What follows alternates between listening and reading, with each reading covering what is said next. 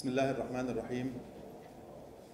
أصحاب المعالي والسعادة والعطوفة، شركاؤنا الأكارم في شبكات البحث والتعليم في الدول العربية وأوروبا والأمريكيتين الشمالية والجنوبية وأفريقيا وشرق آسيا، شركاؤنا الأكارم في المؤسسات التعليمية العربية والأوروبية، السيدات والسادة، باسم المنظمة العربية لشبكات البحث والتعليم والمنظمة العربية لضمان الجودة في التعليم، المنظمتان اللتان يترأسهما سعادة الدكتور طلال أبو غزالة ويترأسهما فخريا معالي السيد أحمد أبو الغيث أمين عام جامعة الدول العربية، واللتان انطلقتا من جامعة الدول العربية في القاهرة وعقدتا مؤتمراتهما بشكل منتظم في هذا الشهر من كل عام في دمشق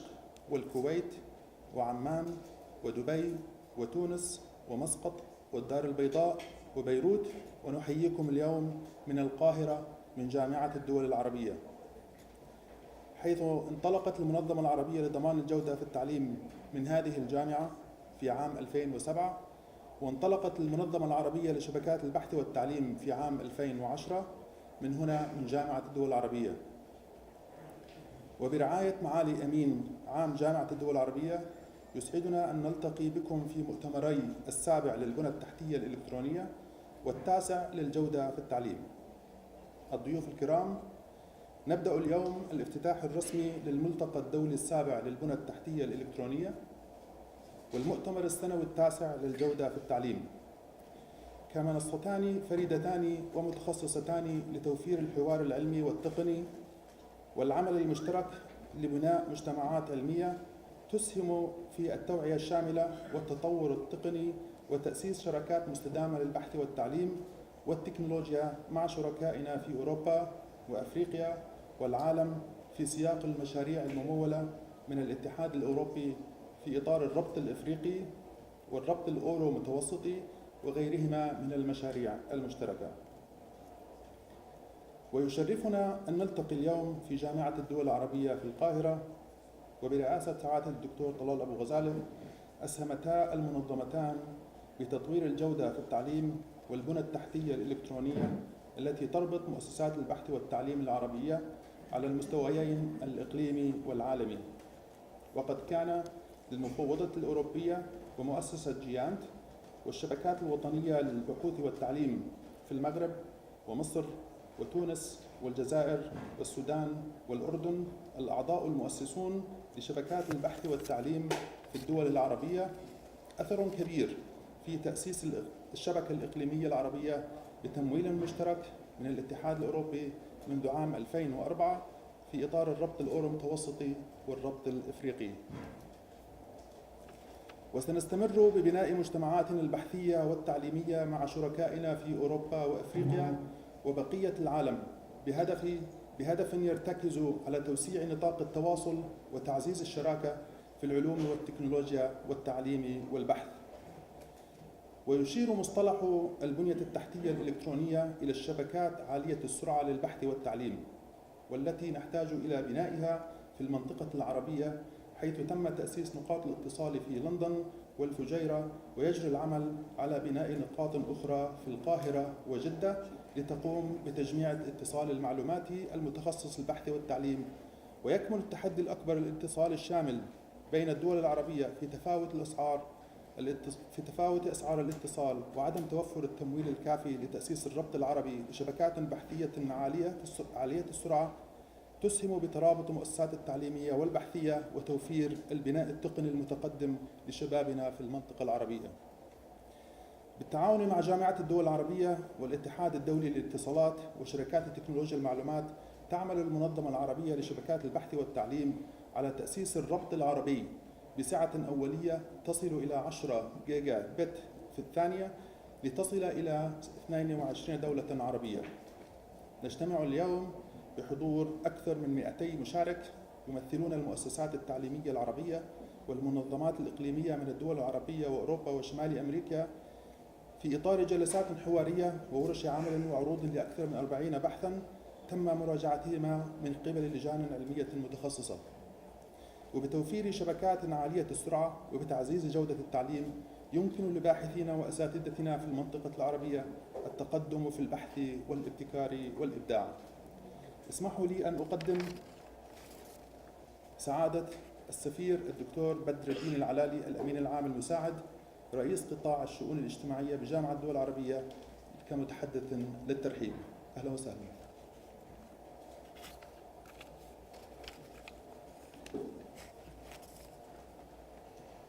بسم الله الرحمن الرحيم. أسعد الله صباحكم بكل خير. معالي الدكتور خالد عبد الغفار، وزير التعليم العالي والبحث العلمي جمهورية مصر العربية، سيدنا الأمناء. معالي الدكتور عبد الرزاق عبد الجليل العيسى، وزير التعليم العالي والبحث العلمي في العراق، جمهورية العراق. الأستاذ الدكتور محمد سويدي، الأمين العام مجلس التخصصات الصحية العربية للمملكة الأردنية الهاشمية. سعادة السفير إيفان سوكوش، سفير الاتحاد الأوروبي بالقاهرة.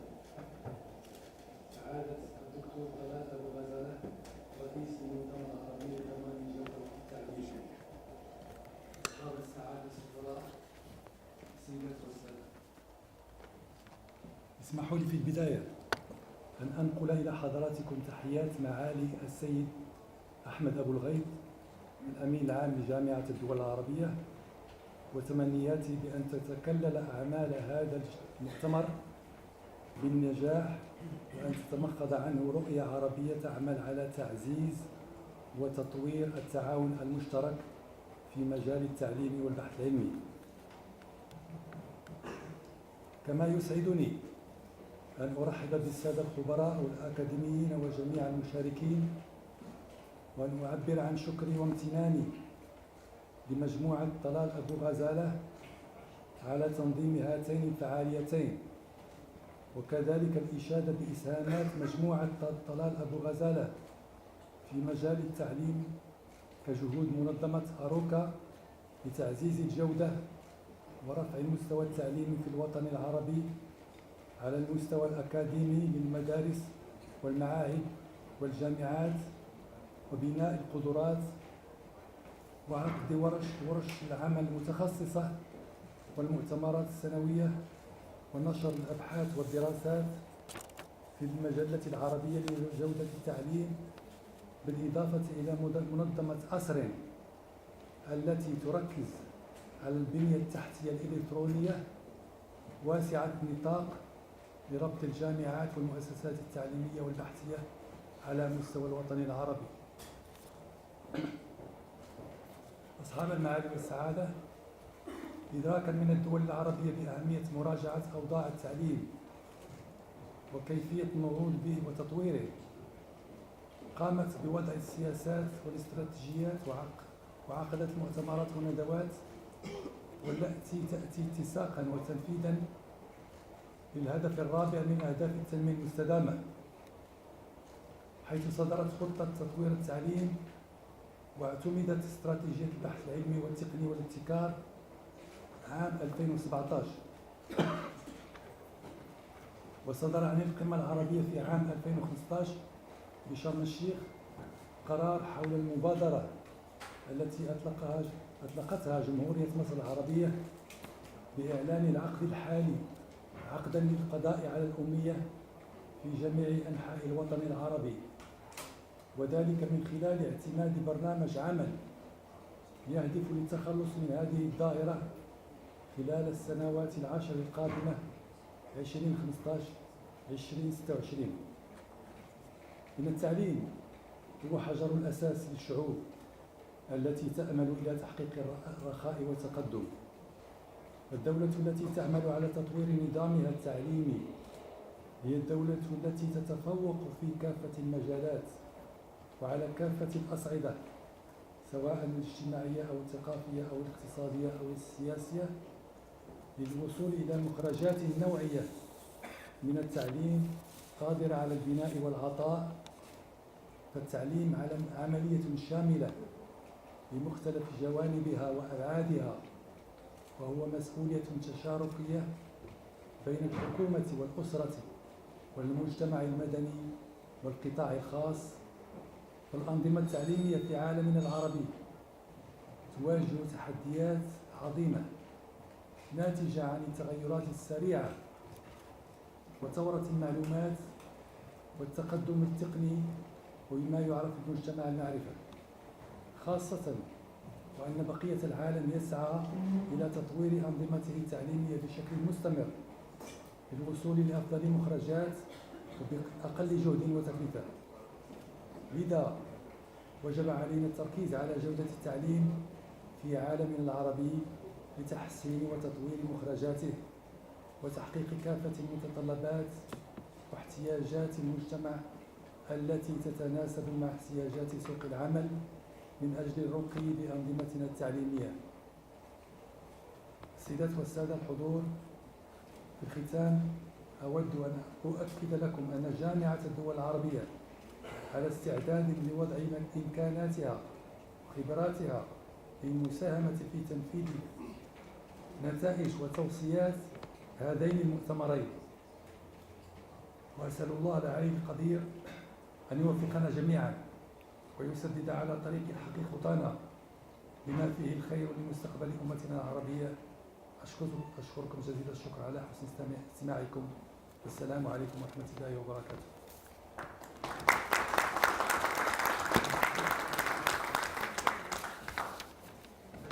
لكم سعادة السفير الدكتور جليل العلالي على كلماتكم التي أطلقتموها فيما يتعلق بجودة التعليم وشبكة البحث والتعليم. واسمحوا لي أن أقدم سعادة السفير السيد ليفان صوتش، سفير الاتحاد الأوروبي بالقاهرة لجمهورية مصر العربية، فليتفضل.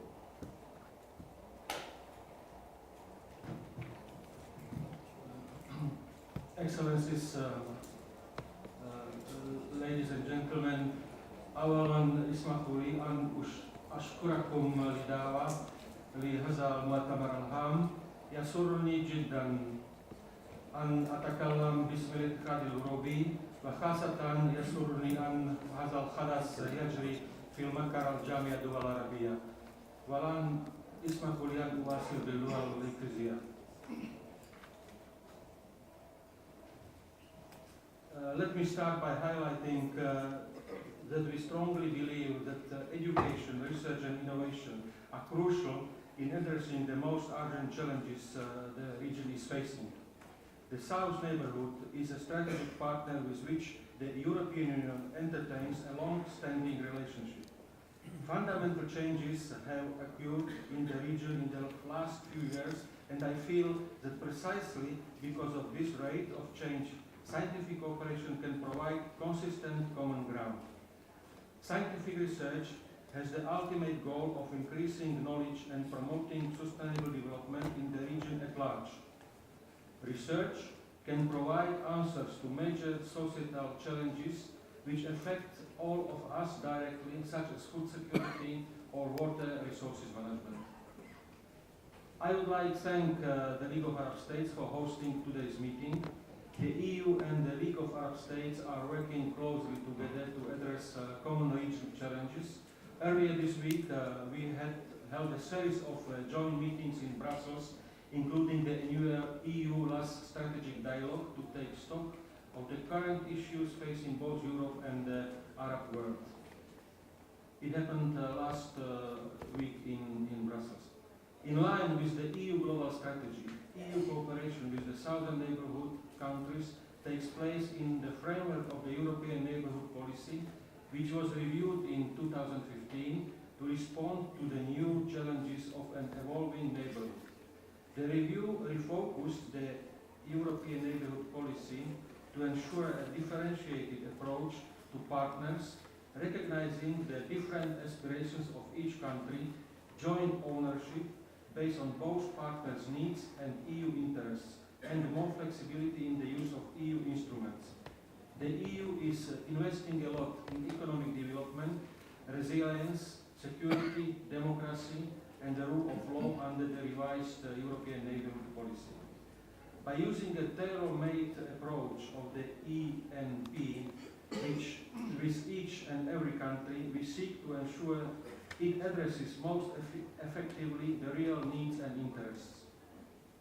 The new approach has been crucial in re-energizing the EU's relations with the ENP partner countries, including through the negotiation and adoption of new partnership priorities, where education, research and innovation cooperation was, beyond doubt, highlighted in the adopted partnership priorities as an area of mutual interest. As I said, we strongly believe that research and innovation could be crucial in addressing the most urgent challenges the Arab states and well as Europe are facing. But we need to work together, and we need to create the enabling environment and tools for that to happen. There is a need for a reinforced interaction between all innovation stakeholders in the region, academia, public authorities, NGOs and private sector. Just to mention a few examples of our endeavors to support the interaction and cooperation between all research and innovation stakeholders in the region, I will give you some examples. The European Commission has successfully supported the creation and consolidation of regional research and networks and their interconnection to the pan-European giant different parts of the world, such as in Latin America and the Mediterranean. Projects such as Africa Connect and now Africa Connect 2 and EU Med Connect 1, 2 and 3, where ASREN is a lead partner in these projects, reflect our support to integrate Africa and the South Med region in the global connectivity map for research and education. For example, as many of you are aware, EUMED Connect 3 sets out to create a high-capacity dedicated internet network for research and education communities across the Eastern Mediterranean region, enabling scientists and academics to collaborate and engage in innovative, data-intensive international projects. With direct links to the pan-European giant network, EUMED Connect 3 provides access to over 50 million users and over 10,000 research and education establishments across Europe. We also supported the collaboration of researchers and innovators in the region through our framework programs. And now we are continuing through our Horizon 2020 program. Over the past years, researchers from both Europe and Arab states have been increasingly working together in collaborative projects through the various EU programs. The EU framework programs have been instrumental in pushing forward research and innovation cooperation. In the past 20 years, over 1,500 projects involving researchers from Arab states have been funded under EU different framework programs. This is a big thing. To give you just a concrete example, about 600 public and private entities from the South Mediterranean participated in Framework Program 7 since 2007-2013 and received a financial contribution from the EU of some 80 million euro. Currently, under Horizon 2020, more than 100 entities from our partners countries are involved on ongoing projects. ASREN is a partner in MAGIC project funded under Horizon 2020. This is a good start, but we need to increase these figures and enhance our cooperation further. I would like to take the opportunity of this important conference to encourage the Arab scientific community to get to know more about the opportunities of cooperation offered by the Framework Program for Research and Technological Development, Horizon 2020. This instrument is open for global engagement, and Arab academic institutions and research centers are currently benefiting from it. During its final 3 years, Horizon 2020 will provide further investments of around 13 billion euro in research and innovation through the work program 2018 till 2020, adopted recently on 27 October. aligned to the EU's current agenda and priorities. The total investment for calls for proposal will be around 26.3 billion euro. The work program has an increased focus on international cooperation with around 30 international flagship initiatives with over 1 billion euro budget of significant scale and scope on topics dedicated to cooperation in areas of mutual benefit. The Arab work is targeted within the scope of a broader geographic region, including Africa and the South neighborhood. I invite you all to visit Horizon 2020 participant portal and engage in the currently open calls. As you are all aware, the European Union's Erasmus Plus program is a funding scheme to support activities in the fields of education, training, youth and sport. Erasmus Plus also supports teaching, research, networking and policy debates on EU topics. In South Med region and during the period 2014-2017, 112 projects with a budget of 92 million euro are funded by the EU. There are certainly still some margins for improvement. Nevertheless, our progress is real. It has also evolved in recent years since cooperation in scientific projects and international networks towards the joint development of programs based on the principles of mutual interest, co-decision and shared benefits. In addition to Horizon 2020, we are looking ahead to a major research and innovation program in the region, PRIMA, which stands for Partnership in Research and Innovation in the Mediterranean area.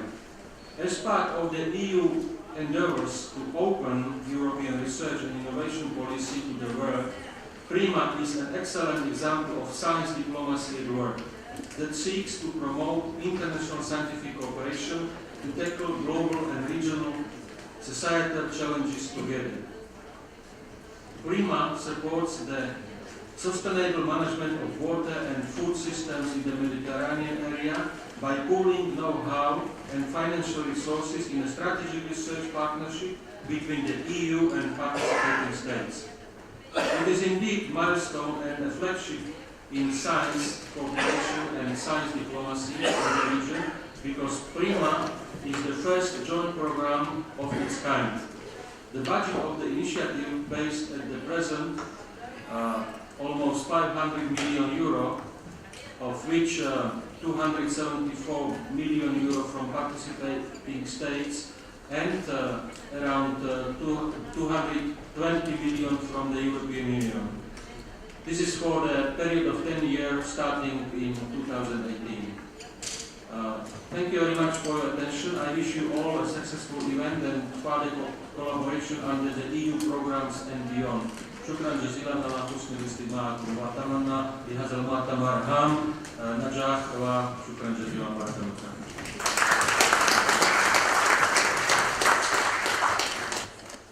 أشكر لكم كلماتكم السيد إيفان سونبرج سفير الاتحاد الأوروبي لجمهورية مصر العربية. واسمحوا لي أن أقدم الدكتور عبد الرزاق عبد الجليل العيسى وزير التعليم العالي والبحث العلمي للجمهورية العربية. بسم الله الرحمن الرحيم. شكرا جزيلا للجامعة العربية لهذه الاستضافة وشكرا للقائمين على هذه المؤتمر. حقيقة اليوم جاء هذا المؤتمر بمحورين مهمين. المحور الأول هو مؤسسات التعليم العالي في الدول العربية بالضبط الإلكتروني والذي طالما نحن نحتاج إليه. هناك الكثير والكم الهائل من المنتجات في بعض الدول العربية، وهناك كذلك المؤسسات في دول أخرى والتي تحتاج إلى هذا الكم، بالإضافة إلى ضرورة أن تكون هناك عملية تشارك ما بين الباحثين، ما بين الآراء، وكذلك ضرورة أن يكون هناك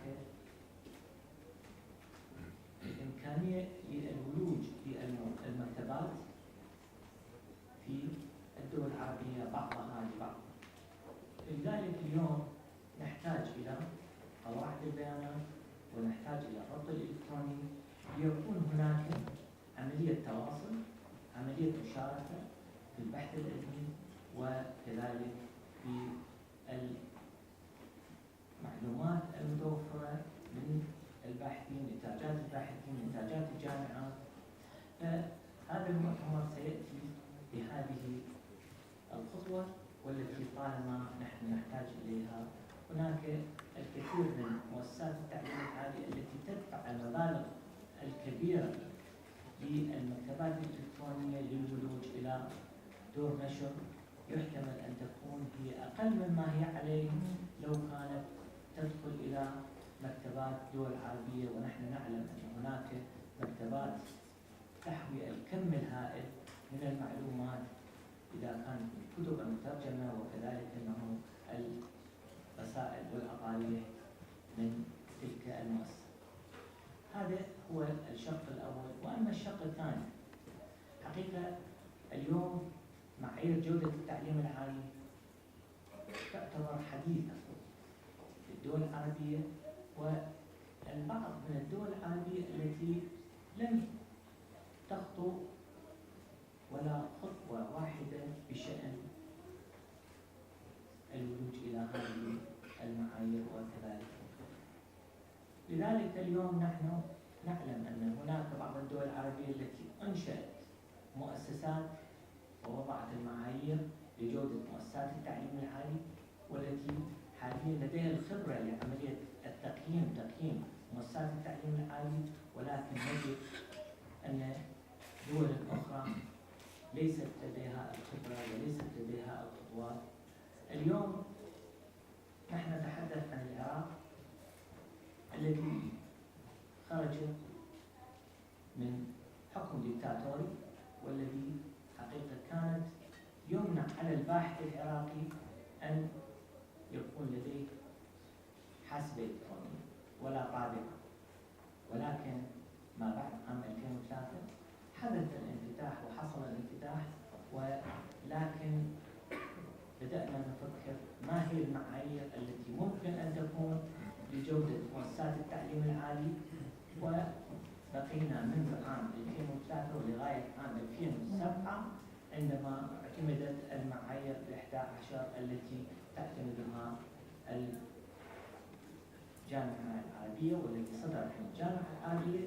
ولكن هذه المعايير ال11 كانت كبيرة وكثيرة لمؤسسات حديثة، والمؤسسات كونها بدأت في هذه الخطوة، ولكن كانت هناك الكثير من الأصوات العراقية والباحثين العراقيين الذين يطمحون أن تكون هناك معايير وطنية لجودة مؤسسات التعليم العالي. لذلك في عام 2017 وضعنا المعايير الوطنية 8 لجودة المؤسسات الحكومية، مؤسسات التعليم العالي الحكومية، وكذلك وضعنا 7 معايير لجودة مؤسسات التعليم العالي الخاصة العراقية.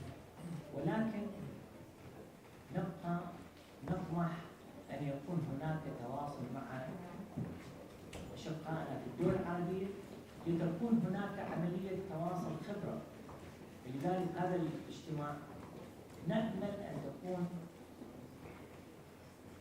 خطواته أو إحدى خطواته بوضع أو إيجاد منظمة لوضع معايير تتلائم مع بيئة كل بلد. هناك من البلدان العربية التي تحتاج أو التي هي لديها الخبرة وكذلك التي خطت خطوات ممكن أن تضع معايير خاصة بذلك البلد، وبلدان أخرى يوضع لها معايير، وهذه المنظمة ستكون لديها كذلك الخطوات لعملية تقييم الجامعات في كل بلد عربي، ولتكون أنه بدأ أن يفكر في دخول عملية الرانكينج وعملية أنه التنافس ما بين دول أجنبية وكذلك مؤسسات في دول أجنبية لنبدأ بتقييم مؤسساتنا في الدول العربية ضمن منظمة ضمن خدمة منظمة. وأنا أعلم أن أخي وعزيزي الأخ دكتور طلال الغزال لديه الخبرة ولديه الباع الطويل بعملية إيجاد هذه المنظمة، وإن شاء الله سيكون هذا المؤتمر نخرج به لهذه المنظمة، وشكرا جزيلا.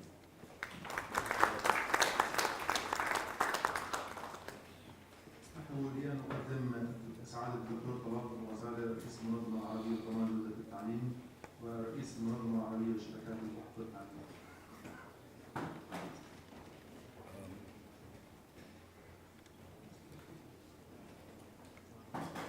في صباح الخير جميعا. أنا سعيد بأن أكون في حضرة هذه القامات العلمية الموجودة، إضافة طبعا وعلى رأسنا أصحاب المعالي الوزراء وأصحاب المعالي والسعادة الأساتذة ورؤساء الجامعات. إنه لفخر كبير لي أن أتحدث هنا وأنا هنا بصفتي عن مؤسستين، المنظمة العربية للجودة في التعليم، والتي نفخر بأنها تأسست على هذه الطاولة، نحن نعود مرة أخرى إلى هذه الطاولة لنتابع ما أنجزت ونتابع ما يمكن وما عليها أن تنجز. كذلك هنا أيضا وعلى هذه الطاولة أنشئت المنظمة العربية لشبكات البحث العلمي، وكان لي أيضا شرف أن أكون فيها في هذا المكان. وبالتالي لا يجوز لي إلا أن أبدأ بأن أشكر معالي أمين عام الجامعة، جامعة الدول العربية، معالي الدكتور أحمد أبو الغيط، الذي هو الرئيس الفخري لكلا المنظمتين، والذي أعمل تحت إشرافه وتوجيهاته. وبالتالي نحن في حضن هذا المكان ونعمل في ظل توجيهات قادة الأمة العربية، بما في ذلك وتحديدا وزراء التعليم والتعليم العالي. فنحن أداة لتنفيذ رغبات وسياسات هذه الجامعة التي هي بيت العرب الذي نفخر به، هذا البيت الذي نحرص على أن نحافظ عليه ونكبر به، لأنه يمثل، وأنا شخصيا إذا سمحتوا لي أنا على مدى 80 سنة من العمر لا أسمي نفسي إلا عربي. أنا قومي عربي وأتمنى أن أموت أيضا قوميا عربيا. ما زلت أؤمن بكل ما تعنيه كلمة القومية العربية. فبالتالي منطلقنا هنا في هذه المنظمتين، هاتين المنظمتين، هو خدمة الأمة العربية. أنا أشكر سعادتك على أن تنوب عن معاليه، وأرجو أن تنقل له سعادة السفير بدر الدين العلالي، أن تنقل لمعالي الأمين العام كم نقدر ونثمن دوره في رعاية هاتين المنظمتين. الشكر التالي يجب أن أقوله، أنا في نص مكتوب لن أقرأه، أريد أن أتكلم إليكم من القلب إلى القلب. الاتحاد الأوروبي. الاتحاد الأوروبي هو شريكنا وشريك فعلي، ليس فقط بما قدمه من دعم مالي ودعم مادي، ولكن بالدرجة الأولى بما يقدمه من دعم معنوي. نحن نريد في النهاية، وقد قطعنا مسافة طويلة، أن نصل إلى شراكة علمية حقيقية مع الاتحاد الأوروبي. هذه الشراكة تتمثل بربط مراكز البحث العلمي العربية بمراكز البحث العلمي في الاتحاد الأوروبي. هذا كانت البداية، يعني من اليوم الأول وضعنا أمامنا هدفا واضحا أن في أوروبا منظمة للبحث العلمي على مستوى الاتحاد الأوروبي. وقد شرفني الاتحاد الأوروبي بأن دعاني قبل 10 سنوات إلى أن أكون في مؤتمر للتعليم في بروكسل، وكلفني يومها بأن أبحث عن طريقة لربط مراكز البحث العربي لتستفيد من نظيراتها في أوروبا. وأنا أقول ذلك أنه طلبني لأقول أن المبادرة الكريمة جاءت من الاتحاد الأوروبي، وبالتالي نحن نسجل شكرا كبيرا للاتحاد لأنه قدم كل ما يمكن لنستطيع أن نحقق جزءا من الأهداف، ولكن سنصل إلى الأهداف. أنا واثق لأننا قمنا وكما سنسمع لاحقا بإنشاء خط إنترنت خاص للبحث العلمي سيربط جميع الجامعات في الوطن العربي ومراكز البحث العلمي في الوطن العربي. هذا الخط تفاصيله يمكن أن تكون أنا عارف أنها ستكون في أحد المحاور، ولكنه أصبح حقيقة وقائما، والآن نحن نجري اتصالات مع الدول العربية لكيفية ربط هذا الخط بكل دولة في مراكزها البحثية. هنا في مشكلة ونحتاج فيها إلى دعم جامعة الدول العربية. مشكلتنا في الوطن العربي ويجب أن نقولها نحن في بيت العرب أن تكاليف الربط عالية جدا، مش بالنسبة لي، بالنسبة للمنظمات التي سترتبط معنا. أنا أرى أن هنالك حاجة لأن يكون لجامعة الدول العربية وبالذات وزراء التعليم العالي والبحث العلمي أن تسهل لمراكز البحث، مش لنا، إحنا وضعنا الخط، الإنترنت جاهز، الآن نريد أن نربطه مع الجامعات والمراكز البحثية.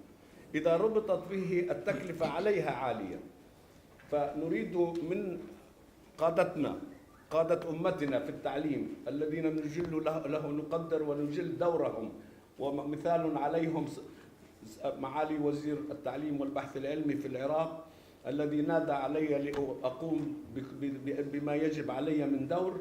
نحن نحتاج إلى مساعدة جامعة الدول العربية وتحديدا وزراء البحث العلمي كيفية تسهيل ربط خط الإنترنت الخاص الذي أنشأناه وكلفنا مبالغ طائلة نحن والاتحاد الأوروبي، وبالدرجة الأولى الاتحاد الأوروبي. هذه نقطة. نحن هنا في هذا المكان يجب أن نتذكر أن هدفين كان الانطلاق لهاتين المنظمتين: الجودة في التعليم والبحث العلمي. هدف الجودة في التعليم يجب أن يصبح التعليم للإبداع. ليس هنالك الآن تعليم لهدف التعليم. المتعلم بدون أن يكون متعلم للإبداع لا قيمة له. التعليم الذي يعلم ويعطي شهادات لا ينفع في عالم المستقبل. نحن سننتقل قريبا جدا، وأقول قريبا يعني سنوات، من الدولة المدنية إلى الدولة الإبداع innovation state. العالم سينتقل من السيفل ستيت إلى الانوفيشن ستيت، حيث كل ما فيها هو إبداع، وكل ما مطلوب من مسؤوليها ومنظميها وموظفيها هو الإبداع. فإذا يجب أن تتوجه برامجنا في الجودة عندما نفحص هل هذه البرامج التعليمية تؤدي إلى أن يصبح الطالب إنسانا مبدعا يستطيع أن يخترع. واسمحوا لي أن أعطي مثال، لأنه إحنا يجب أن نستفز أنفسنا. فنلندا عدد سكانها 7 مليون. فنلندا ليس فيها نفط ولا غاز ولا أي ثروة طبيعية، و9 أشهر من السنة مطر وثلج. ناتجها القومي 180 مليار دولار ناتج GDP. دولة عربية مماثلة بنفس الظروف ناتجها القومي 30 مليار. لماذا؟ لأن فنلندا وكذلك السويد وكذلك دول النرويجية الاسكندنافية الأخرى تصنع المعرفة وتبيعها علينا. الثروة الوحيدة في المستقبل هي المعرفة. 4 منظمات كبرى في حقل المعرفة سيصل حجمها في عام 2020 إلى تريليون دولار. هي ليست شركات نفط ولا عقار ولا أي نوع من النشاطات، هي شركات معرفية، اختراعات معرفية. 1 تريليون اللي هو يعادل حجم الأمة العربية كاقتصاد. شركة واحدة لأنها اخترعت اختراعا معرفيا. يجب أن يصبح جودة التعليم موجها لهذا الاتجاه. وكذلك في البحث العلمي. البحث العلمي لمجرد تقديم الأبحاث وتقديم الدراسات ووضعها على الرف حرام. يجب أن يكون بحثنا العلمي موجها للاختراع، موجها للإبداع. وبالتالي هذا سيكون الآن في هذه المرحلة هدف هاتين المنظمتين. نحن نشيد بقرار التاريخي لقادة الأمة العربية بجعل هذا العقد عقد محو الأمية.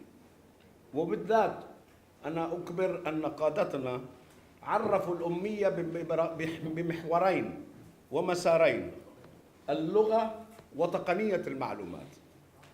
كان هنالك حكمة عند قادة الأمة العربية عندما قرروا محو الأمية. لم يقولوا فقط محو الأمية اللغوية، بل محو أمية اللغوية الرقمية، أي استعمال تقنيات المعلومات والاتصالات، لأن تلك هي المعرفة الحقيقية. ونفخر نحن كمجموعة طلال الغزالي بأننا عضو في الفريق الحكومي تحت مظلة وإدارة الأمانة العامة للجامعة العربية في هذا المشروع. ولقد أعددنا لهذا الغرض منهاجا لتعليم اللغة العربية المحدد باللغة العربية، خالي من المحتوى المحلي والمحتوى الاجتماعي والمحتوى الديني والمحتوى السياسي، هو فقط لغة ولغة فقط. وأيضا أعددنا برنامج لمحو الأمية الرقمية. وأنا أريد أن أخرج من كلمة محو الأمية لنقول أن هذا عقد المعرفة العربية. نريد أن ننتقل إن شاء الله في العقد القادم، وأنا لكن طموحنا متواضع أكثر، أن نتكلم عن العقد القادم أن يكون عقد المعرفة العربية اللغوية والتي نتمسك ونعتز بها، وكذلك الرقمية. الأمم المتحدة إحدى منظماتها الITU تصدر الآن تقريرا سنويا مش عن مستوى الدول من حيث الثروة، الدول المتقدمة والنامية والتي أصبحت يعني مش معروفة، لأنه تجد شخص نامي في دولة متخلفة. مش هذا المعيار. أصبح معيار الأمم المتحدة هو المواطن الرقمي. الITU تصدر تقرير سنوي عن عدد المواطنين الرقميين في كل دولة من دول العالم. هذا هو المعيار للتقدم، وهذا هو المعيار للثروة، وهذا هو المعيار لقدرة الدول على أن تكون في مقدمة مسيرة العالم. لذلك نحن في مجموعة طلال أبو غزالي، وأنا لا أبوح سرا هنا، نعمل الآن على إعداد إطلاق مشروع لمحو المعرفة، ليتحول الإنسان إلى إنسان رقمي، أي ديجيتال سيتيزن.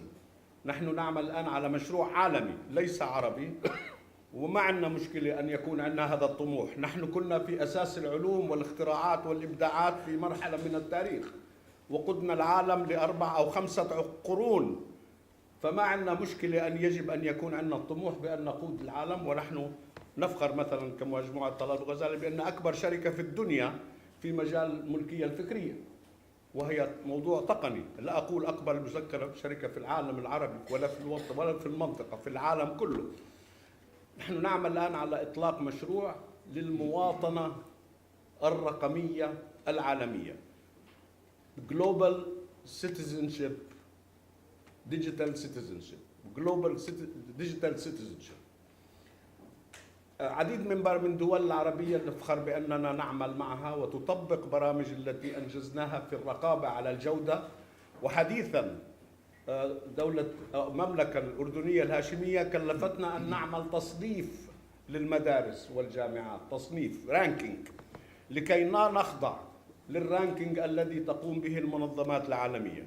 وأنا الآن أدير لجنة متخصصة في الأردن لإنجاز توصيات أنجزناها الحقيقة، وسنقدمها للدولة كيف تستطيع أن تصنف المدارس وتصنف الجامعات.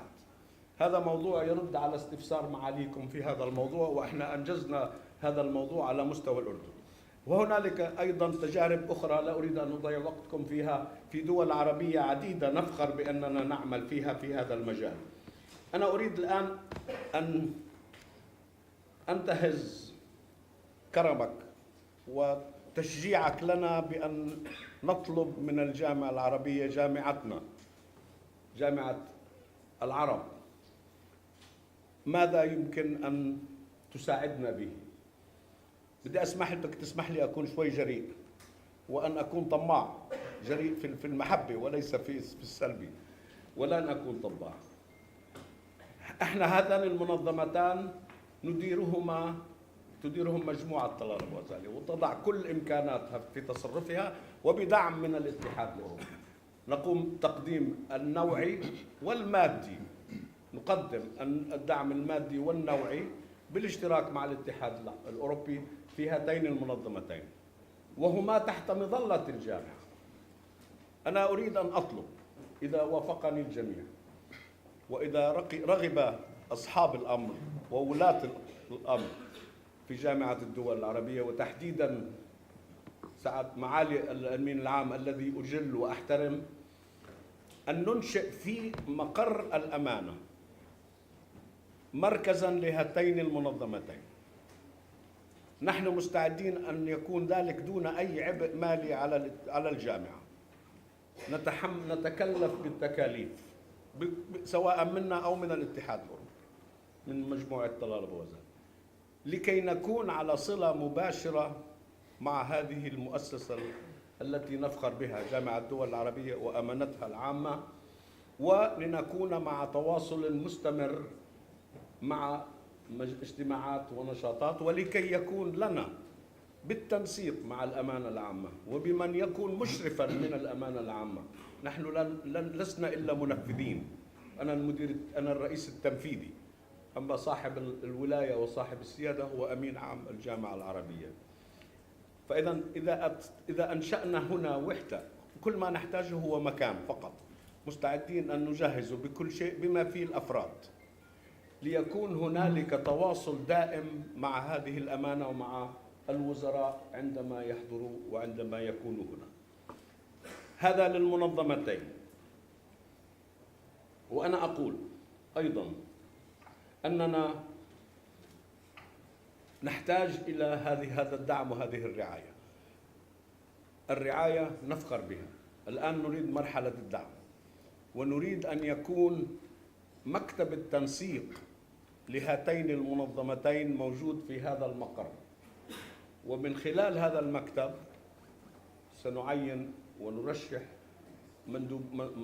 مسؤولين طبعا من جمهورية مصر العربية، لأن المفروض أن يكون هنا العاملين من الموجودين في الدولة، ليكونوا أداة التواصل بيننا وبين الدول العربية ووزرائها وأمانة سرها العام، وتحت إشراف الأمانة العامة. كل ما أقوله هو تحت إشراف الأمانة العامة.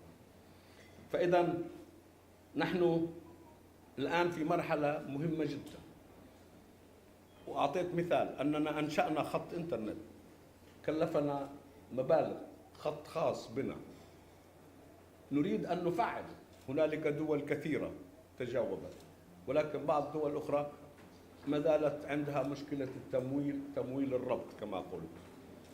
في موضوع عندما نتكلم عن محو الأمية، هذا المحو هو من خلال لجنة في الأمانة العامة.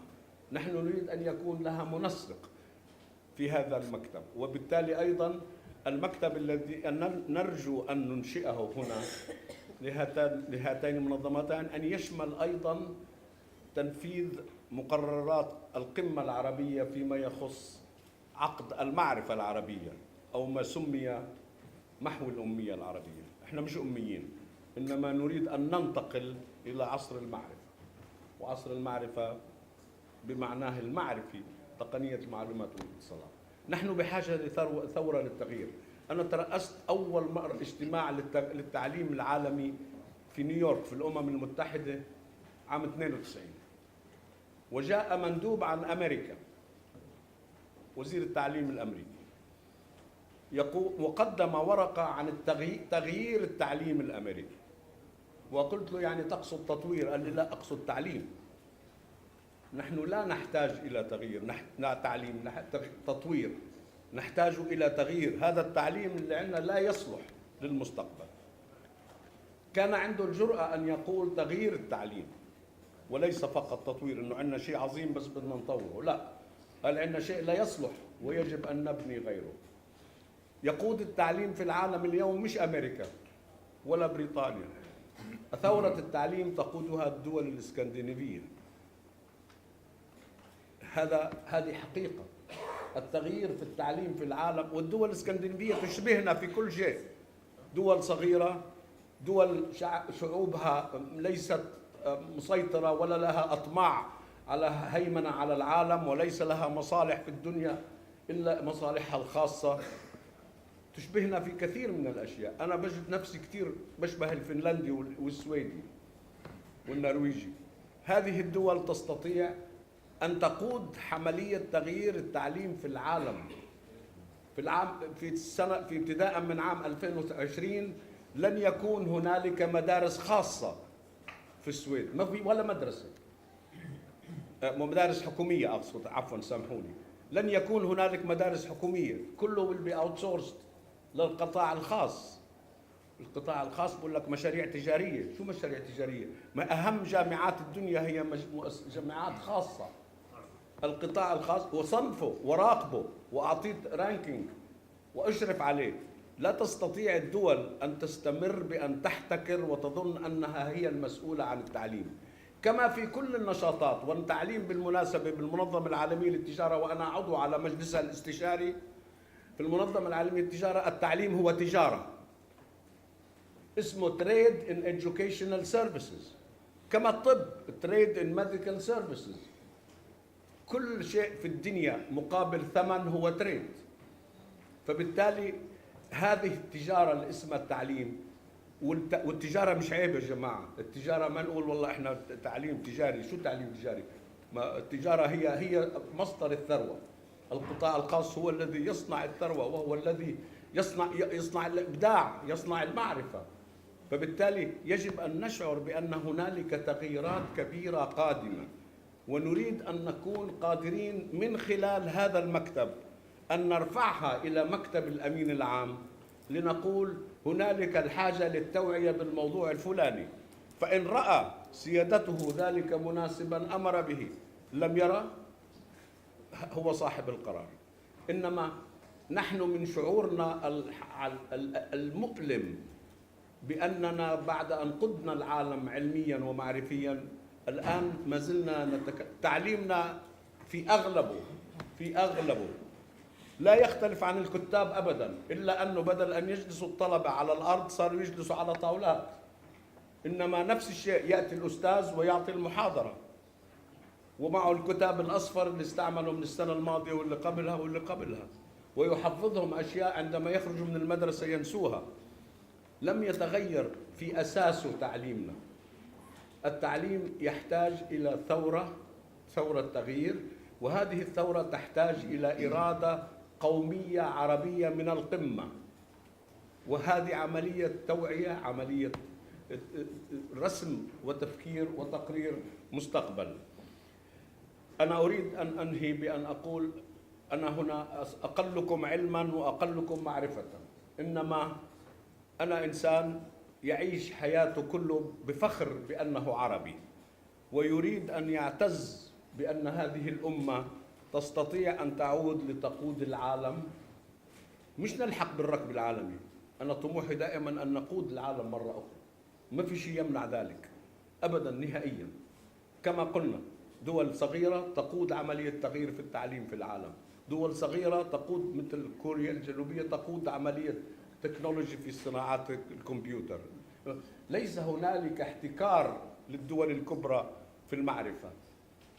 عامل يعمل في أوكرانيا أثناء الحرب الشرسة بين أوروبا والاتحاد السوفيتي وأمريكا فوق أوكرانيا، يخترع جهاز أو نظام، عامل لم تموله الدولة، لم تدعمه شركة، لم يرعاه إنسان، فقط قعد على الكمبيوتر واخترع نظام وباعه إلى فيسبوك ب 13 مليار دولار، يعني نصف الناتج القومي لبعض الدول.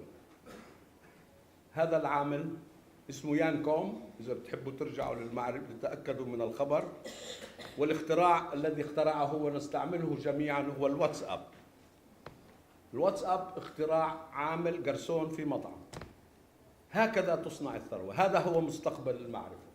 وبالتالي أنا انتهزت هذه الفرصة لأننا في هذا البيت الكريم العظيم أن أقول أننا بحاجة إلى ثورة في التغيير في التعليم المعرفي، التعليم ليصبح معرفيا وهادفا للاختراع والإبداع.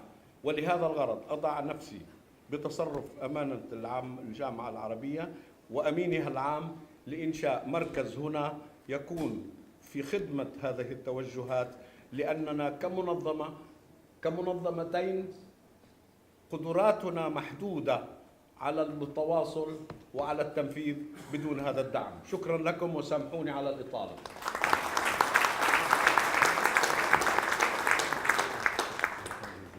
اسمحوا لي أن أقدم سعادة السيد مايكل فولي كمتحدث رئيسي للمؤتمرين. وعمل السيد مايكل في التعليم الرقمي في البنك الدولي لأكثر من 20 عام، وحاليا هو مستشار حول شبكات البحث والتعليم لتطوير واستخدامها لتطوير الإبداع. تفضل. Thank you, Salam, and good morning, Your Excellencies, Ambassadors, Ministers, and Chairman. And good morning, ladies and gentlemen from AROQA and from ASREN. It's a great pleasure for me to be here. It's a real honour for me to be here, I have to say. And I'm rather humbled, in fact, by being here, because I'm not an engineer. I can't offer advice on networks. I'm not a government official or a funding agency. I can't offer you money. But what I can do is offer you some of my own experiences in using national research and education networks, and especially in the context of the theme of this conference, which is education, science and innovation, three very important concepts. So I'm a user of telecommunications, and just very briefly I'll tell you how I came to be a user. I worked in the National University of Ireland and University College Dublin for many years, and I was offering a service in the integration of technology in teaching and learning. And the driver for that was in fact to improve the quality of teaching. Many universities, they reward research, they don't reward teaching. And so we had a university teaching committee, which my input was on the technology side, and I saw a great power of that. Sorry, I thought it was my phone.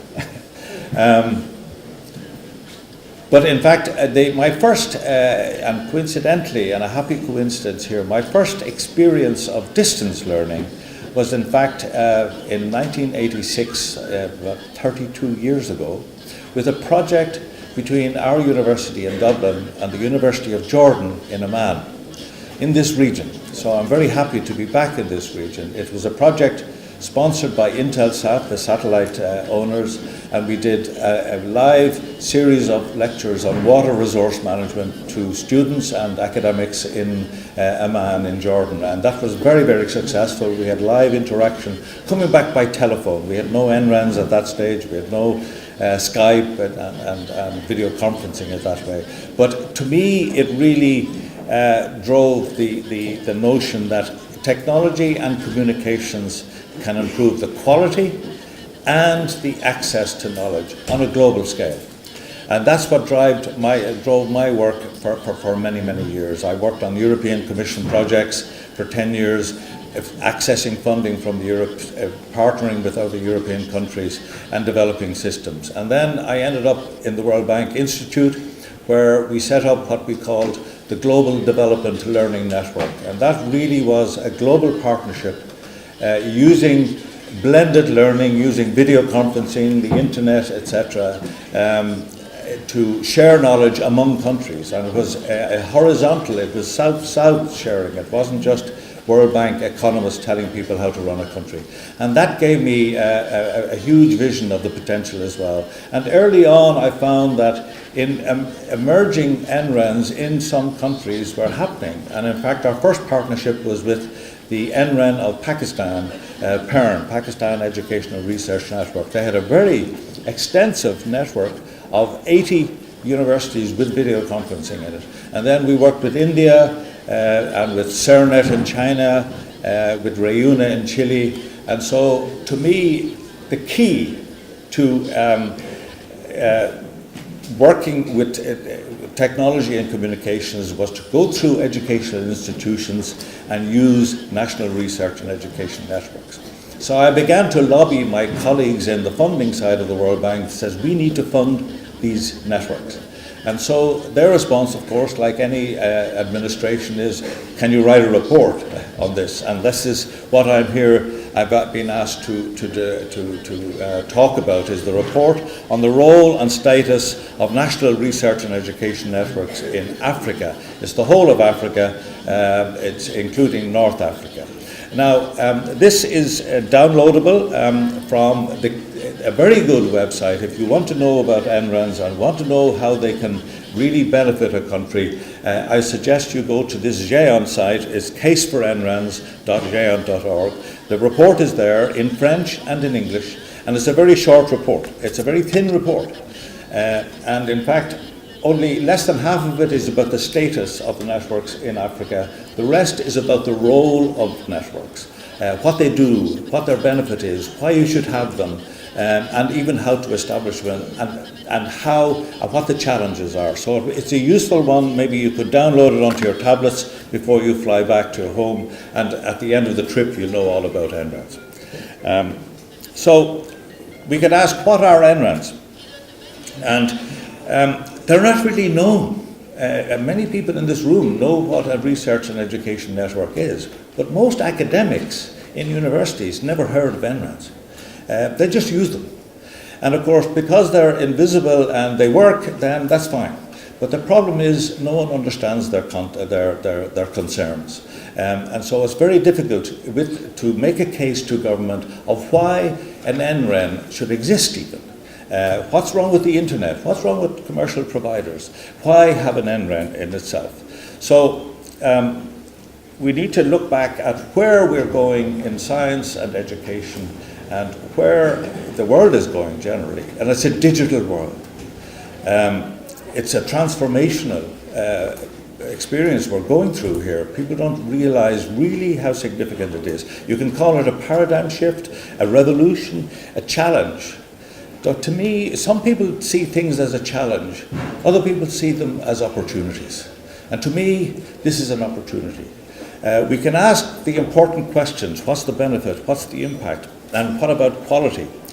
But if I could have just one joke in this presentation. There's a story in Ireland, and where I come from, down in a rural area. A tourist was wandering around, driving around, and he got lost, and he was looking for the nearest town. He came across a farmer, and he stopped the farmer and says, "I'm looking for the nearest town here." And the farmer kind of looked one way, and then he looked another way.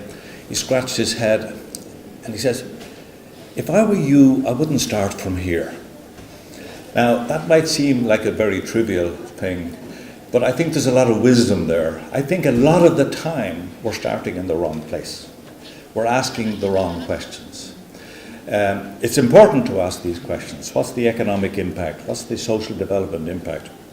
But really, the type of question we should be asking is, because the digital revolution is here, it's a fact, it's not going away, so we should really be asking ourselves, how can we use it with quality and with equal access? The bigger questions of the economic impact, and a lot of funders are asking, what's the economic impact of an NRAN? That's a very particular question to an NRAN. We really need to look at the bigger picture of the economic impact of the internet and technology generally. And in fact, there is another report that reports on that, and that's another World Bank report. It's the World Development Report in 2016 called Digital Dividends. And they basically, I can summarize it by saying, yes, it does conclude that the internet and technology does have an economic and social benefit to countries. And one particular sentence caught my eye. The internet promotes inclusion, efficiency, and innovation. And two words that really caught my eye there was, one of them was inclusion.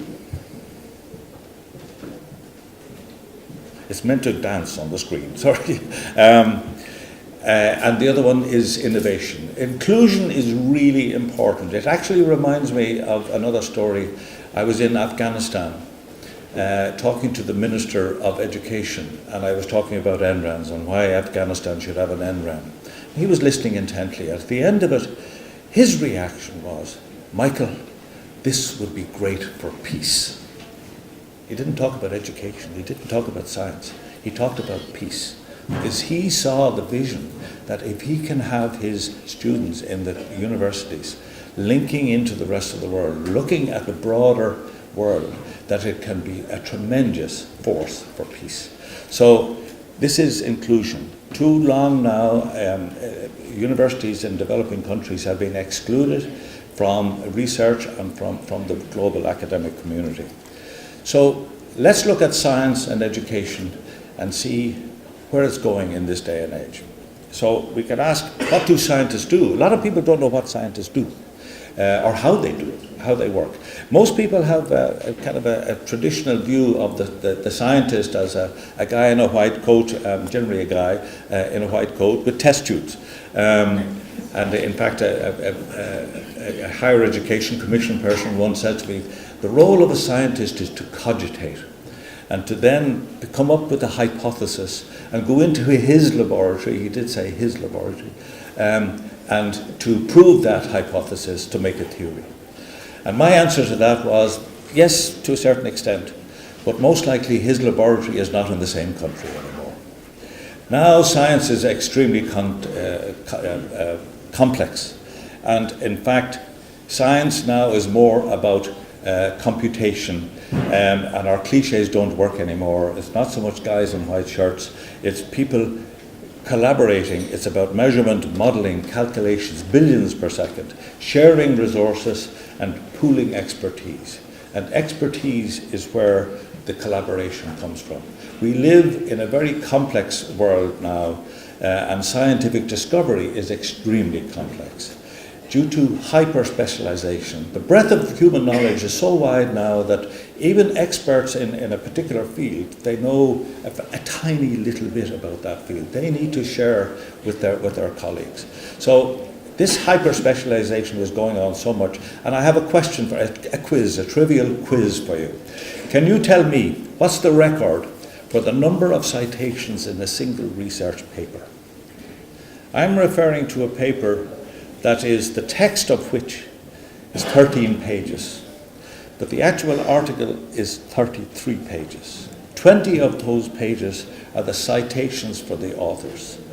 The answer is 5,154 in a recent research paper on the Large Hadron Collider on the Higgs boson.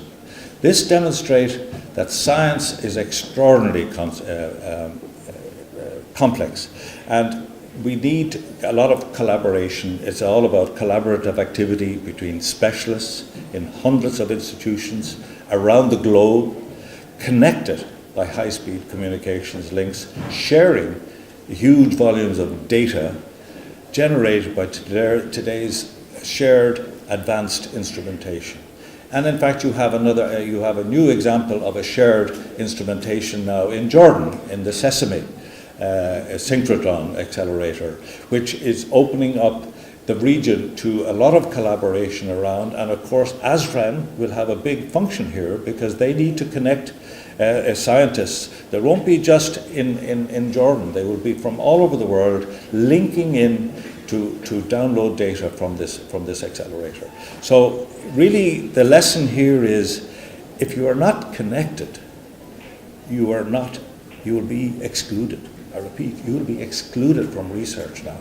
So it's inclusion with the big I now that to have NREMs, because you will be left out otherwise. So that's research and science. What about education? As they say, the E in NREM. And it's not always a big divide between E and R. Some people say, well, you know, our students really need the education bit. The research, that's for rich countries, etc. But let's look at the world and the trends in education in a digital age. And there are many studies on this, and I put together about 9 of them, and I'll go through them pretty quickly. The mobile and the smartphone are making technology universal. I was walking across the bridge, across the Nile, and there were 3 young lads taking selfies of each other with a smartphone. Everyone has a phone in their pocket now, and they're getting smarter. So there's a concept called bring your own device, and rather than building computer laboratories where students go into and use the computers, everyone has their own device or will have their own device. 4 years ago in Kenya, they ran a study and found that in fact 50% of students in Kenya, in universities in Kenya, have a laptop. That astounded me at the time, and this is going to grow more and more. So this bring your own device, having your own device always with you, changes everything. In fact, distance learning is not just for those outside the campus, it's those for inside as well. Blended learning is for all. And educators have to change in terms of they become more managers and mentors rather than what they call the sage on the stage, lecturing. In this flipped classroom, it was Mr. Khan of the Khan Academy who coined this phrase of the flipped classroom. In other words, you will get your lectures through open educational resources on the web, and you'll download those. There are so many things. There are courses. You can have Coursera on your smartphone. You can have the Khan Academy, etc. So the lecturing is going on outside the classroom, and this will lead then to redesigning learning spaces. We don't need so much the big lecture theatres anymore because the lecture is on the web. And it's more the tutorial, the project meeting rooms, the group dynamics that students working together will need in the universities. And wherever you go, your data is with you, wherever you go. And so it's in the cloud, and so you can access it anywhere. And as we progress, as a student progresses through university, this is where the divide between E and the R breaks down a little bit. More and more, in the final years in science and that, students are not so much learning in the traditional sense of getting lectures. They're actually actively researching and developing projects. So they're beginning to be the researchers as well. So that education is research now. And lastly, connectivity is presumed, absolutely presumed. In Europe, North America, in Asia, people presume they have connectivity. So these are the issues in education and science. And so internet and connectivity, I think we agree, are vital for science and for education. And both of these, to go back to the theme of this, both of these are the engine of innovation. And from a World Bank perspective, innovation is the driver of development. So right from social and economic development to innovation, and the underlying forces is education and science. But how do we do this? How do we create this? How do we organize internet for our universities? Do we make it a free-for-all? Do we let universities go off and do deals with internet service providers, or do we do what I would call the sensible thing? Have a national agency manage it. An agency that comes from the IT community, that is trusted by the IT community of the universities, that is trusted by them, and that is not profit motivated. And we could put a name to that. We could call it a National Research and Education Network. So I may be jumping the gun though, very quickly, but let's look around the world and see what other people are doing. And so I made this map as part of the report. It's based on a Turina map, and I just updated it. This is in 2015, it may be even more up to date. The countries in green are the countries that have their own operating National Research and Education Network. A lot of countries are doing this. Not all of those countries can be wrong. The yellow countries are the ones that are progressing in developing their one. The grey ones that are greyed out are the ones that really are in the very early stages or not at all. So very few of those exist, and maybe there are less of those at the moment. Apologies to Libya, in case you're planning an NREN. I made that in 2015. I wasn't getting data on, sorry, not Lebanon, Libya. It's still a grey one there, but maybe we can talk. There are some people, I think, from Libya here. And of course, then they're organizing themselves into regional organizations all around the world. And so this makes the collaboration even stronger as well. So we could ask ourselves, what is an NREN? And just let me explain, just because some people maybe don't know what an NREN is. It's two things, I suppose you could say. It's both a high-performance network, and it's also the organization or the agency that actually runs that network. So you'll have a name, and the name will be for the network, and the name will be for the organization. And they're set up in various ways. I won't go into the details of it, some of them are written there, but typically they're not for profit. And typically they get a lot of funding from government, typically, not 100%. So what do they do? Well, again, I remember in my time in the World Bank, he says, well, we don't do infrastructure anymore, we only do things like services. Well, NRENs don't really do infrastructure either. They lease capacity on infrastructure. And it's the service that they offer is really what makes them worthwhile. Now, there's a whole list of services that's in the report. You can read it in the report. But I want to move on to what really makes NRENs unique. And that is the advanced and unique services that they offer, including things like middleware. I won't go into technical detail, but these, just take my word for it, that these services are what makes an NREN stand out from an internet service provider, a commercial internet service provider. And in fact, these are actually developed by the global community of NRENs. So in a sense, you could call it a kind of a currency to allow you in the club, of the academic club. And so if you have an NREN, you can talk to another NREN, and you have the procedures to do that. And your students on that NREN can do that. So it facilitates participation and collaboration in research, access to digital libraries, to journals, to databases, sharing of instrumentation like supercomputers. Not every country needs a supercomputer. But what I'm trying to say is that it ends exclusion and academic isolation, which is really important.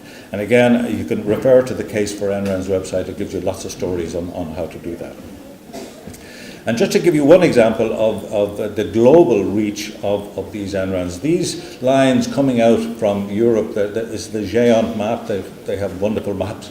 But there's an APAN and TAIN map, and in Asia there's Internet 2 have their map, and Latin America, Red Clara have their map as well. I love maps. I wish we would have a global map. Could I propose that we get together and do a global map of NRENs? It would be really impressive, especially to impress governments as well.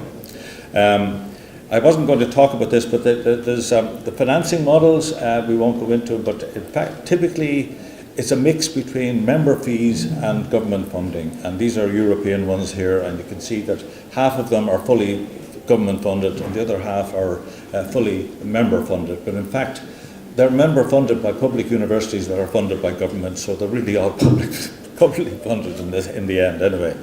And on governance, what I would say is there are many different models of ownership and governance, but the one thing that is really important if you're setting up an NREN is that the academic community must feel it has ownership of it. It's not something top-down, run by government bureaucracy. There must have the ownership from the universities. Let me just briefly go through the second part of that report, which is actually summarized in one page. And this is the page. This is, as of June 2015, the development in NRENs in Africa in 3 different regions, in East and Southern Africa, in West and Central Africa, that's the green countries, and in North Africa, the yellow countries on top. A lot of this is driven actually by the European and country-funded project Africa Connect, which is an amazing project that is actually driving the program of NREN development in this region as well, with EUMED Connect and the Africa Connect projects. The different tones of colour reflect, in fact, the different levels of development of an NREN as a summary, and they were based on what Duncan Greaves of TenNet in South Africa, NREN, suggested as a way of measuring the capability maturity of NRENs. It's based on the IT industry. But he put in 6 levels, and you'll see that the first 4 levels, there's no actual NREN, but in level 4 then a formal NREN is established, and then there's inter-country links between that NREN, and then number 6, the NREN begins to offer REN-specific advanced services. So in this map you'll see that Algeria and Egypt are number 6, they're on level 6 here. And by the way, I'm not dealing with the other ASREN countries on this. This was specifically in North Africa and that. Kenya and South Africa in the east and central are also at level 6. The lines there, the blue lines are the NREN's own links to points of presence in Europe, and the black lines are in 2015 are the UbuntuNet connections there. If we go on to October 2017, just recently. This is the update, and thank you to the GEON people for providing me with some information on this. You'll see that Ghana and Nigeria now are linked in to the world. Once you link in to either to Europe or to Internet 2 in the US, you're linked into the world, because through that you go to everywhere else. But notice too that in East and Southern Africa, they're linking across border to each other as well, rather than always going to Europe and back again. This may be a lesson maybe for the Arab region as well. They need to be crossing borders rather than going long distance around to come back again. So that's the current status in Africa, North and Southern Africa. The challenges, and there are many, many challenges. And one of them is the cost. And this is due to certain vested interests, lack of competition, lack of affordable either terrestrial or submarine cable, and really insufficient government commitment, I suppose. And so either there's inadequate regulation or too little or too much. And then in the country itself, there's no real user base sometimes in many countries to come together. You need a critical mass of people who are interested in this to drive it. And then on the campus itself and the university readiness, the faculty maybe are not ready, they're not digitally literate, and also maybe there's lacking in a campus network. So these are the challenges that are playing out. And these challenges, if I may go back to the digital dividends, are not digital challenges. They're not technological challenges. They're what the Digital Dividends report describes very nicely as: to get the most out of the digital revolution, countries also need to work on the analog components by strengthening regulations that ensure competition among businesses, by adapting worker skills to the demands of the new economy, by ensuring that institutions are accountable. This is really important. We need an enabling environment to make it happen. And the enabling environment is analog. In other words, it's human. I have a certain mantra about law, and government officials can quote the law or can quote the policy, but they quote it like it's a law of nature, like the law of gravity, immutable. In my view, laws are made up by people, and people can change them. They can change policy, they can change the rules and regulations. It's a matter of will. So we need to ask the right questions, again, back to starting from.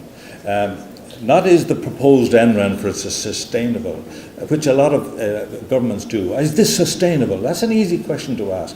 What we need to ask is, how can we make it sustainable? And so in each country you will have all your own solutions about how you make it sustainable. You start with the principle, we will have one of these. And then you work backwards. Because very often, keep asking the question, is this sustainable? Nothing happens. Because no one can give a real decent answer. You start the other way around. It says, we're going to have one, how do we make it sustainable? These are the kind of questions that make it possible kind of questions. So what can government do? Well, enlightened regulatory policy is really the driver here.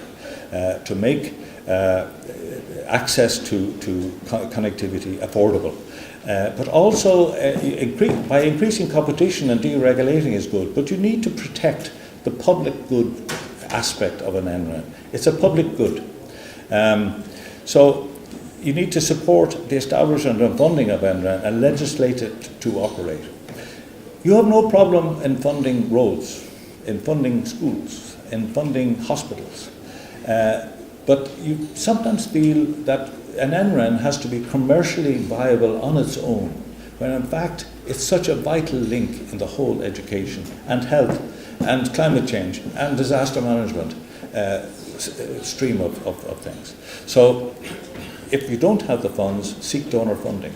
And just to the NRENs present here, I've worked almost 20 years in the World Bank, and I've been approached by people, how can I get funding from the World Bank? And I said, well, you can't, but your government can.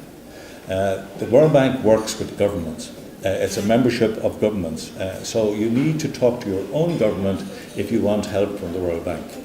You can talk to the local World Bank officials, bring them to your meetings, inform them, because they need education as well, as I found myself. A lot of the World Bank people, again, know nothing about ASREN, so you need to educate those. But you cannot go directly to the World Bank looking for funding. You need to go through your government. Small things, duty-free importation of equipment. Provide operators licenses with what they call AUPs, acceptable use policies. The commercial internet providers are worried about the competition from NRENs. NRENs need to be specifically for the public good of education, health, libraries, museums, etc. That kind of knowledge side of the thing, not competing with the commercial sector. Otherwise the whole system breaks down. And then you need to promote ICTs in education. The students are using it. The professors maybe not so much. So you need to kind of develop that capacity. Development partners, the funders, if there are any here. Direct financing is an obvious one as well. So maybe a trust fund. But be realistic about the impact that an NREN can have. It's not a cure for cancer. And it's not going to end world poverty. But I'll tell you, without an NREN, you'll be a long way short of curing cancer or even ending poverty. So higher education institutions, again, they compete with each other.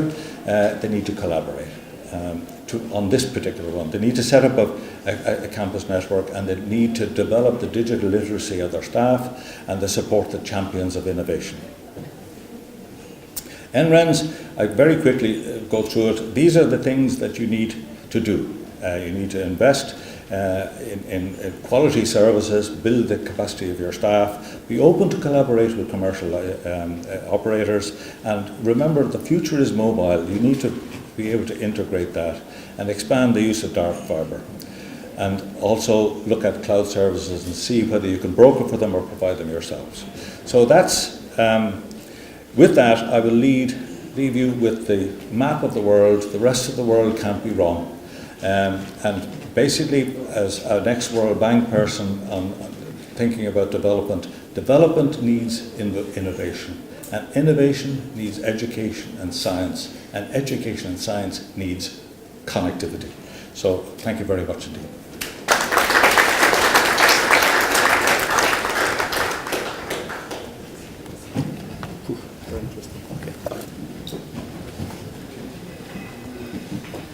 أصحاب المعالي والسعادة، اسمحوا لي أن أقدم زميلي الأستاذ يوسف الطلمان للشكر والتقدير في نهاية الجلسة الافتتاحية للمؤتمر. شكرا دكتور سالم. دائما الدكتور سالم بترك لي أصعب جانب، أصعب شيء، وأنا ما بعرف أكيد راح أكون عاجز عن تقديم الشكر. نبدأ نشكر الموجودين، نشكركم جميعا، نشكر كل اللي في الطوابق الأخرى اللي حقيقة يعني عملوا بجد وما تمكنا، يعني مش هدفهم إنه يسهلون كل الأمور، وهم موجودين في الطوابق وفي الأجنحة الأخرى لجامعة الدول العربية. هاي أهم جزء لازم نشكره.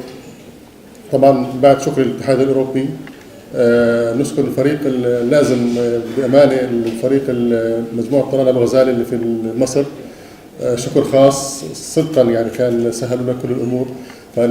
كمان فالتقدير اللي بنعمله حاليا هو يعني اسمحوا لنا نقدم بعض الدروع مبنيه على بعض الانجازات اللي بنقدمها كل سنه. كل سنه بنقدم دروع لمجموعه من الإخوة أو المؤسسات حسب الإنجاز أو حسب الشراكات. فإذا بتفضلوا معالي الدكتور بدر الدين العلالي ومعالي الدكتور طلال الغزالي إنه نبدأ نستأذنكم أن نسلم بعض الدروع لعدد بسيط. طبعا احنا بانتظار مصور يعني. كمان انا حابب اشكر اللي هو الاتحاد الاوروبي بيصدر مجله اسمها كونكت، هي موجوده في حقائبكم. انا ارجو ان الكل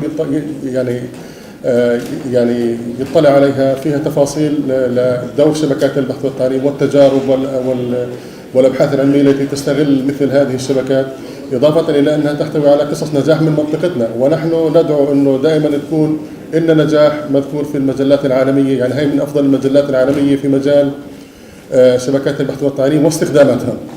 فنتمنى إنه الكل يشارك ويطلع ينظر إلى يعني يأخذ نظرة عليها، ومستعدين احنا بالتعاون مع بالذات لازم نحكي عن هلقا هي من الناس اللي مستعدة تأخذ أي قصة وتنشرها في هذه المجلة. فشكرا لفريق جاينت اللي أصدر هذه المجلة أيضا. وصل. اسمحوا لنا أن نبدأ بتقديم الدرع لشبكة الجامعات المصرية.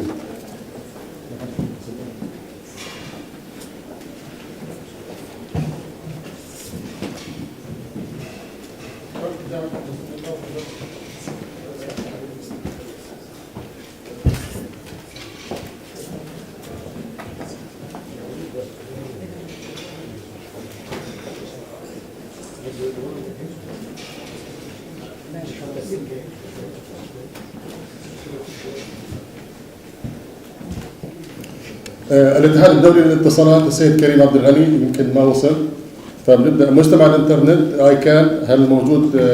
طيب ننتقل we have Kevin from Internet Society. Kevin is Kevin around? Kevin Maynard? Yes, please.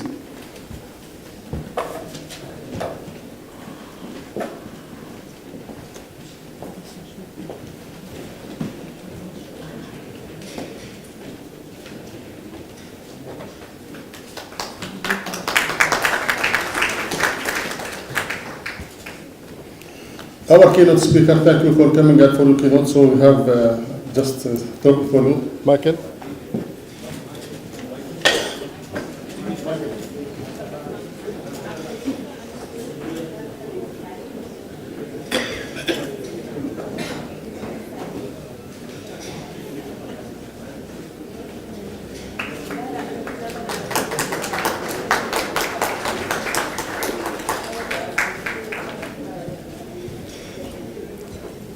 طبعا في شبكه بحث عربيه عفوا غابت عنا فتره طويله وحاليا عادت الينا واخذت من اكبر السعات على مستوى المنطقه العربيه، تقريبا 1 جيجا بت بير سكند. تم ربط شبكه الجامعات الاردنيه، فاسمحوا لنا نرحب كمان في شبكه الجامعات الاردنيه.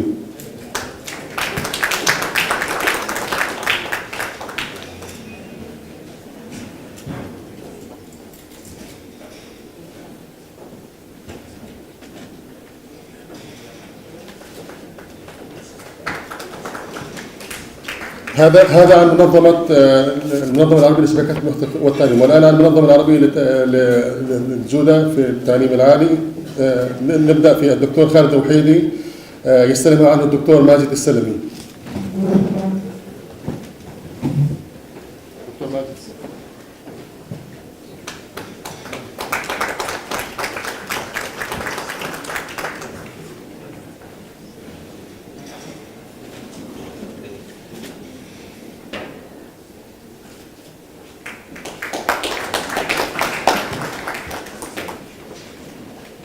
اسمحوا لي كمان الدكتور محمد الحيلة من جامعة الشرق الأوسط.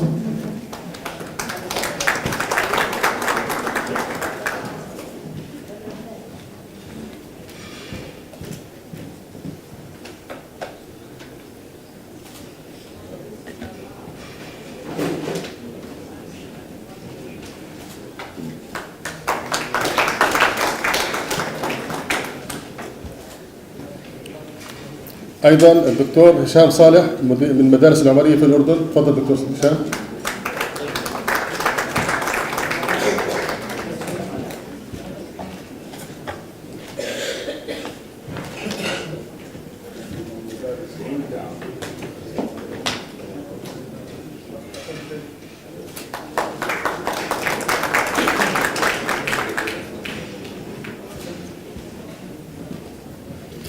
أيضا الدكتور منذر الزميلي من المدارس الرضوان.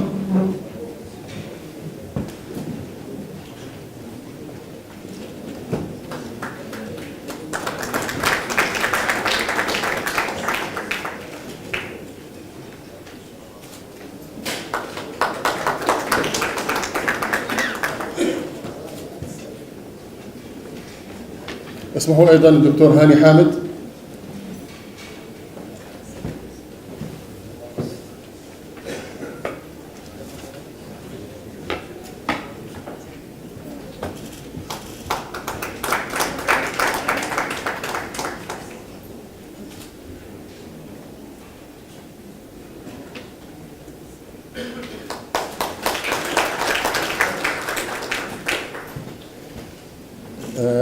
وعن المؤسستين وإضافة لطلال أبو غزالة عن منظمتين ومجموعة طلال أبو غزالة، اسمحوا نقدم الدرع لجامعة الدول العربية، فنرجو تقبلوا منا.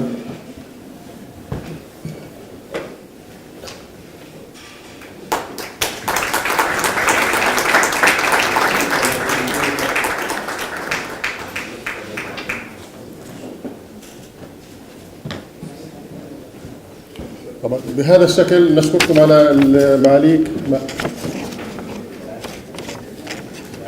نشكر معالي الدكتور بدر الدين العلالي، ونشكركم جميعا على المشاركة في هذا الافتتاح الرائع والعدد الممتاز.